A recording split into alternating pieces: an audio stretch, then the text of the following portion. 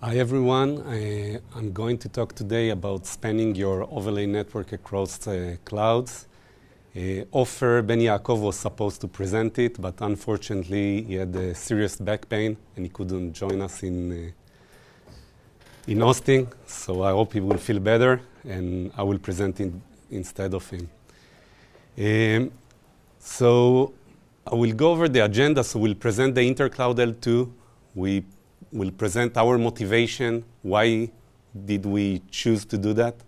Why do we need L2 across clouds? Current implementation and the next phases. And current implementation, I'm talking about L2 Gateway project. And most of this lecture will be focused on L2 Gateway, networking L2 Gateway, and what changes have been made to L2 Gateway to be feasible to connect to cloud with that project.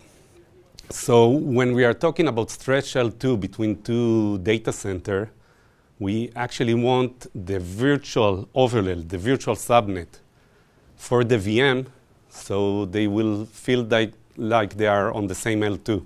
So in the slide that you see here, you have one VM on one cloud and another VM on the other cloud, and both of them are on a stretch L2. So in theory, how does it work? You have a gateway in each side of the data center. This gateway is a multi-segmentation gateway. And you need to orchestrate and configure the segmentation on both sides to know that it's the same subnet and be able to populate max or do learning, and we'll go over it, how we do it. This is one use case. The second use case that you just want to connect it not to a different cloud, you want to connect it to a different L2. So you want to stretch your L2 maybe to physical or to bare metal, other use cases. It doesn't have to be another cloud. So what was our main motivation and other use case for this stretch L2? We currently, in our deployment, use a project called Tricycle. Tricycle manage multiple stack. OpenStack is one OpenStack, meaning you have a cascading layer, that this is your management layer, and it manages multiple regions of OpenStack and manage them as one OpenStack. So for the user that deploys and uses the system, each cascaded OpenStack is an availability zone, and he can choose where to deploy his VM, on which OpenStack. It can be Austin and Tokyo, and he can choose it by the zone to deploy Austin and Tokyo, and he should have a stretch layer 2 between those two sites, between two VMs that he deployed in VM and in Tokyo and in Austin. The current Tricycle project uses a single keystone, and we have a L2 gateway that connects the different sites. We do currently stretch L2. In the future, we'll do stretch L3, like L3 gateway.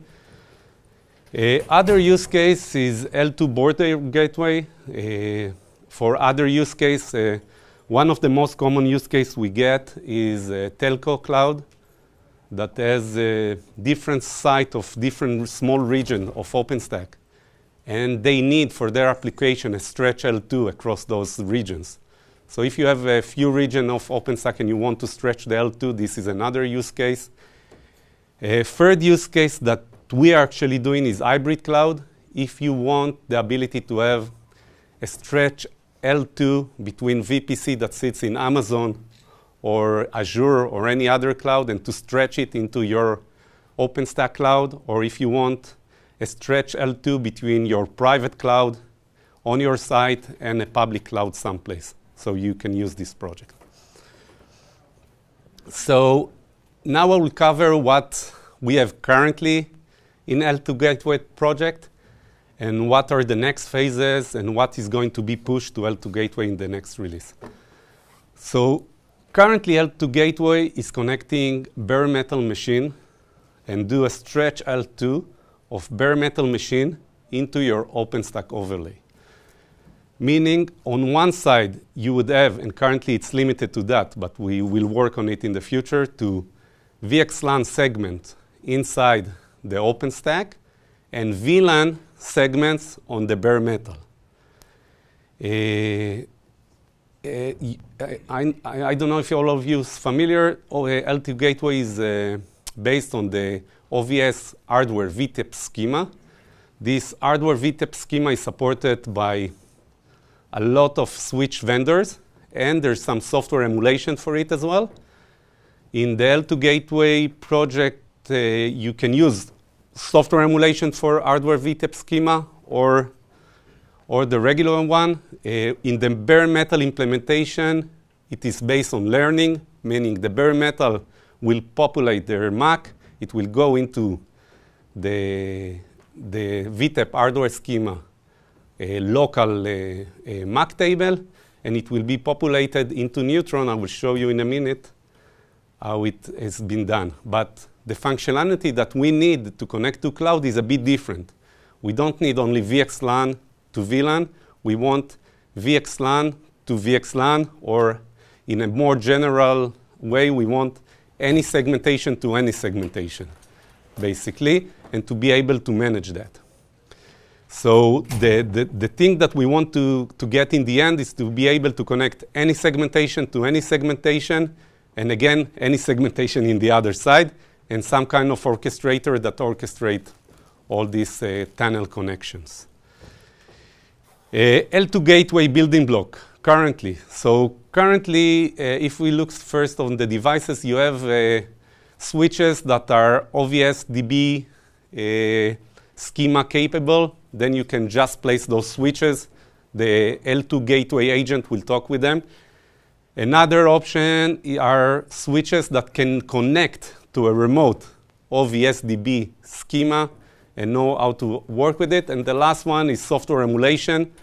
There's a software emulation in the OVS project, and it's getting along to be fairly flexible. From the API layer, when you configure a connection with the L2 Gateway, you basically configure, and I will show the API a little bit in a minute. You configure a gateway. That's what's the port that you connect. It's a logical gateway. That's the L2 agent. And then you configure connection. The connection do the mapping between VXLAN to VLAN. That's the currently implementation. And I will show the API in a second. But you see this line of notification that goes from the L2 Gateway into Neutron. This is mainly for the MACs that are being learned on the bare metal. And this is the way to push it into Neutron and then push it into the L2 population to populate that this MAC needs to go to the tunnel that connects to the L2 Gateway agent. Okay, so there's a way that the L2 Gateway service plugin knows to configure your compute node to send for those MAC to the correct L2 Gateway agent. So traffic to a VM or bare metal, VM it's later, but bare metal that is on the other side will go to the correct L2 Gateway agent and then to the bare metal area. These are the current APIs. So in the current API, you define a logical gateway. You define gateway connections. When you define a connection, you give Neutron network ID and a VLAN. So Neutron network ID in the database inside of Neutron as a VNI attached to it. So then you have actually a conversion between a VNI and a VLAN. The new API that was approved and will be merged into Neutron release is the ability to create remote gateway, meaning to establish a tunnel. 2 minutes more to establish a tunnel, and another thing is to create a remote MAC and to populate those tables.